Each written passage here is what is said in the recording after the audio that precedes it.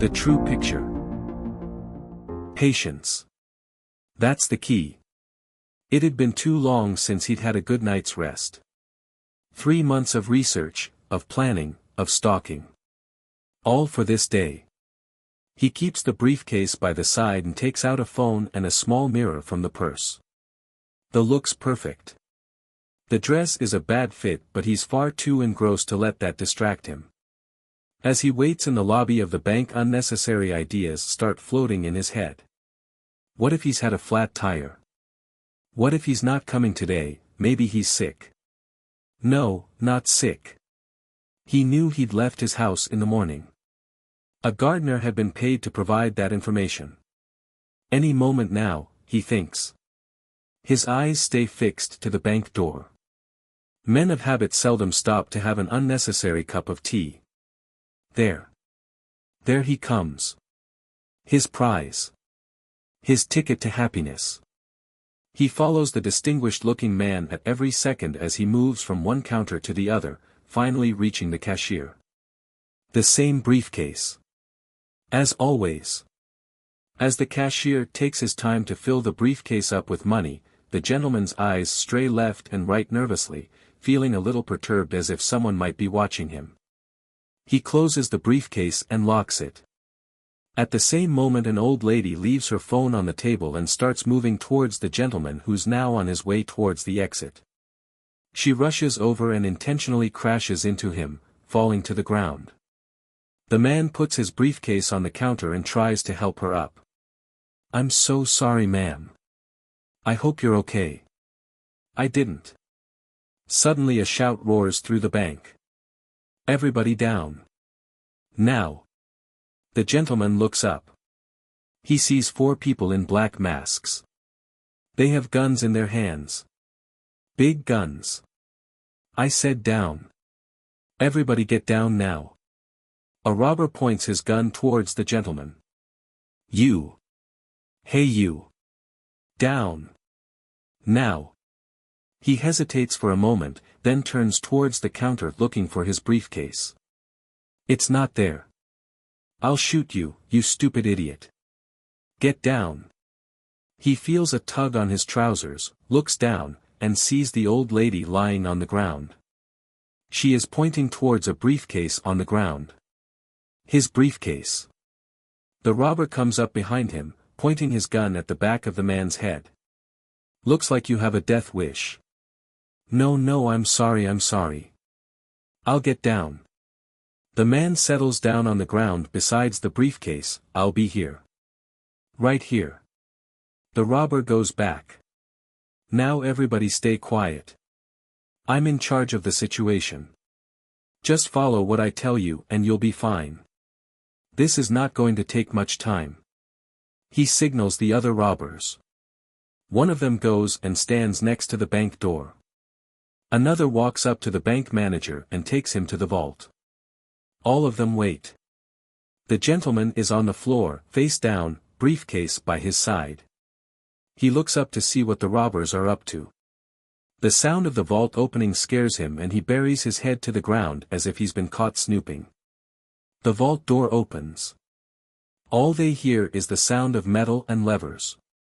More metal. Sound of lockers sliding in and out. "They're here," shouts the robber by the door. He points to the 4th robber. "You, get him out of the vault." A voice blares from the outside. "This is the police. We have you surrendered. Please come outside with your hands in the air." The robber by the door shouts, "We have a lot of hostages. We're prepared to negotiate. Send the old people and the children outside. Then we can start negotiating." He walks over to the people. "Now I want all of you to do exactly as I say and nobody gets hurt.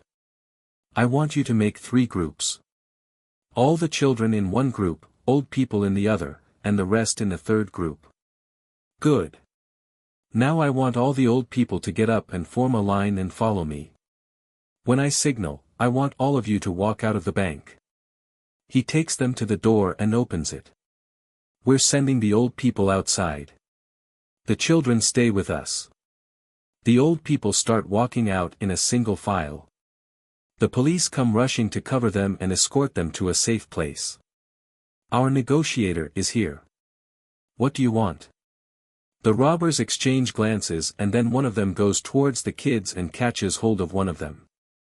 His mother starts wailing immediately, rushing forward towards her son. The robber catches hold of her and throws her back. Relax, lady. We're sending him outside. Kid, can you write? The boy shakes his head in approval. Okay, my partner there is going to give you a list of things. Take that piece of paper and write them down. The hostages sit quietly, holding each other's hands in support. The gentleman sits in a corner, clutching his briefcase. He watches the kid walk with the robber towards the door. We're sending a kid. He has a list. We want everything that's there on it. About half an hour later an unarmed policeman comes to the door. Here, take what you wanted. They take the bag from him and find a table. One of the robbers stays by the door. They open the bag and start spreading the contents. The robbers look at the hostages. Anybody hungry? Nobody moves.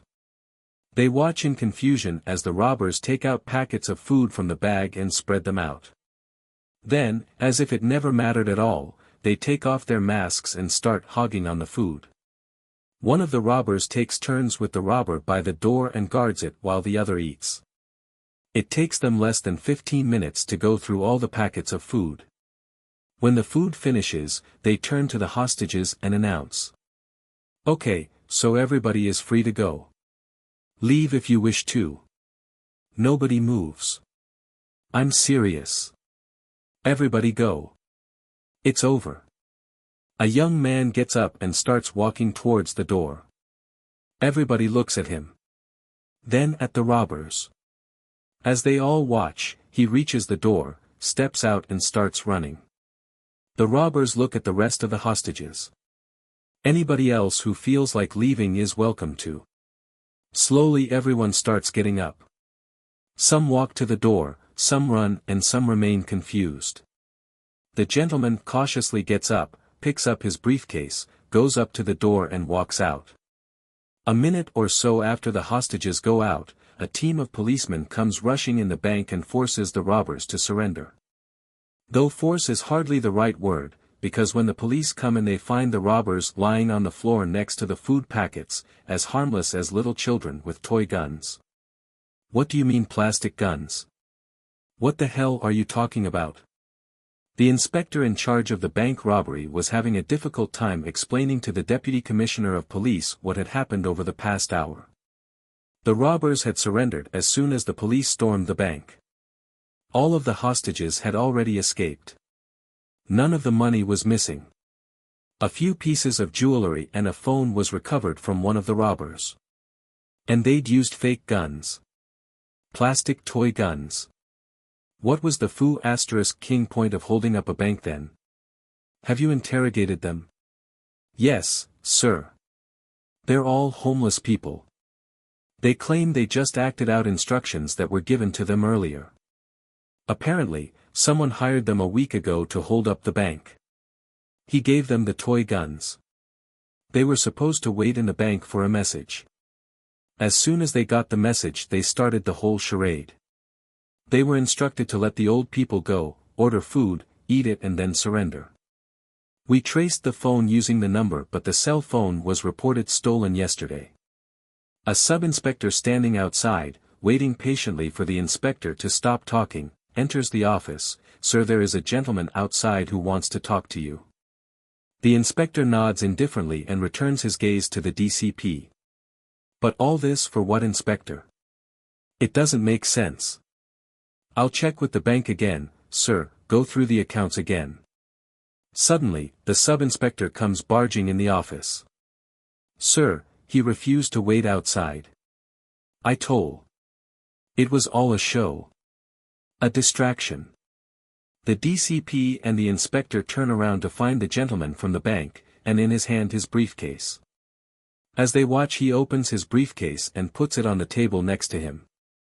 Only this briefcase is filled with old textbooks. The bank was not the target. I was.